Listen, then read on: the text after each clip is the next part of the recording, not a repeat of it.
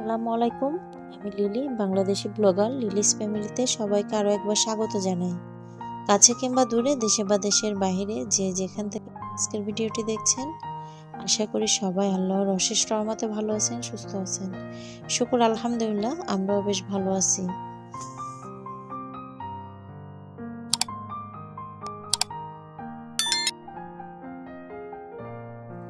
গাছ থেকে কেটে নেওয়া হয়েছে কিছু লাউ শাকের ডগা, মানে একদম যে আগাগুলো থাকে সেগুলো। লাউ শাক কিন্তু আমরা অনেকে চিংড়ি মাছ দিয়ে বা এমনি মাছ দিয়ে বিভিন্নভাবে রান্না করে খাই। অনেক সময় দেখা যায় ছোট মাছের যে বড়াটা খাই সেটাও কিন্তু লাউয়ের ডগা দিয়ে বা লাউ শাকের যে পাতা, এই পাতার ভিতরে দিয়ে এপিট ওপিট করে ভেজে তারপরে খেয়ে থাকি। আবার আমরা চিটাঙে আমার যখন বিয়ে হয়েছিল তখন হচ্ছে আমার শ্বশুরবাড়িতে দেখতাম লবণ দেওয়া ইলিশগুলো হচ্ছে একদম ভর্তা আকারের মতো, মানে যে আমরা আলু ভর্তা করে ওভাবে কষলে মানে কিছু কাটা ফেলে দেয় আর কিছু থাকে তার মধ্যে হচ্ছে পেঁয়াজ হলুদ মরিচ সব কিছু দিয়ে বড়া যেভাবে ভাজি ওভাবে নিয়ে তারপর হচ্ছে লাউ শাক দিয়ে পাতা দিয়ে মোড়াইয়ে ওগুলো হচ্ছে ভেজে খাই, কিন্তু বেশ ভালো লাগে। আমি হচ্ছে আজকে লবণ দেওয়া ইলিশ মাছ দিয়ে লাউ শাক রান্না করব, সেই জন্য হচ্ছে লাউ শাকগুলা একদম ফ্রেশ করে নিচ্ছি। দেখা যায় অনেক সময় লাউ শাকে বা বিভিন্ন শাকে কিন্তু বিভিন্ন ধরনের পোকামাকড় থাকে, সেই জন্য হাতের উপর হচ্ছে বাড়ি দিয়ে দিয়ে তারপরে পরিষ্কার করে নিচ্ছিলাম। এপিট ওপিট দেখার পরেও দেখা যায় অনেক সময় চোখের আড়ালেও থেকে যায়, সেই জন্য হচ্ছে একটু বাড়ি দিচ্ছি যেন যদি কোনো পোকামাকড় থাকে তাহলে হচ্ছে পড়ে যাবে, সেই জন্য। আমার আজকের ভিডিওটি আশা করি আপনাদের কাছে বেশ ভালো লাগবে। ভালো লাগলে প্লিজ ছোট্ট একটা লাইক দিয়ে ভিডিওটি কন্টিনিউ করবেন। আপনি যদি আমার চ্যানেলে নতুন হয়ে থাকেন তাহলে আমার চ্যানেলটা সাবস্ক্রাইব করে নেবেন এবং পাশে থাকা অল অপশনটি চালু করে দিবেন যেন যে কোনো সময় নতুন ভিডিও আপলোড দিলে নোটিফিকেশন পৌঁছে যায় আপনার কাছে। আপনি আপনার মূল্যবান সময় এবং সুযোগ করে আমার ভিডিওটি দেখে নিতে পারেন। যারা অলরেডি এই কাজটা করে দিয়েছেন সবাইকে অসংখ্য ধন্যবাদ।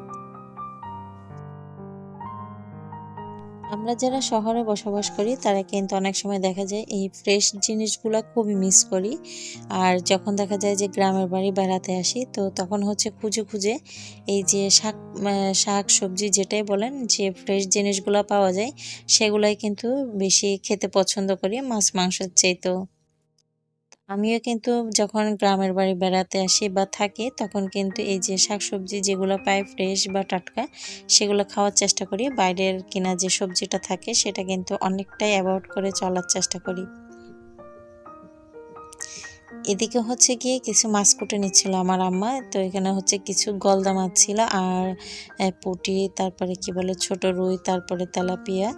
আর গলদাগুলো হচ্ছে আপনাদের ভাইয়ের জন্য কুটে তারপর হচ্ছে ফ্রিজে রেখে দিব। উনি হচ্ছে আর 2 দিন পরে চলে আসবে, তখন হচ্ছে আমরা শহরে আবার ফিরে যাব, সেই জন্য হচ্ছে ওনার জন্য ফ্রেশ করে রেখে দেওয়া হচ্ছে। আর অন্যান্য যে মাছগুলো আছে সেগুলো হচ্ছে আমাদের খাওয়ার জন্য মানে রান্না করা হবে, সেজন্য হচ্ছে কুটে রান্না করে নিব।